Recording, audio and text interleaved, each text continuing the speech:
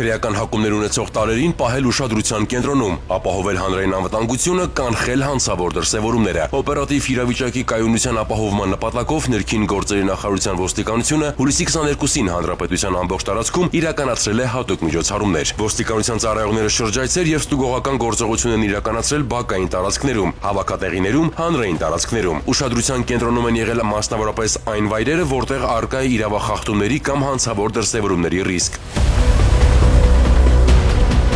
Հատուկ միջոցառումների արդյունքում ներքին գործերի նախարարության ոստիկանության ծառայողները հայտնաբերել են քրեական հակումներ ունեցող անձանց, հետախուզվողների, ապօրինի պահվող զենգզինամթերք, թմրամիջոցներ եւ այլն։ Ներքին գործերի նախարարության ոստիկանությունը հասարակական կարգի պահպանման, հանցավորության կանխարգելման եւ հանրային անվտանգության ապահովման նպատակով հետեւողականորեն շարունակելու է իրականացնել օպերատիվ կանխարգելիչ միջոցառումներ հանրապետության ողջ տարածքում։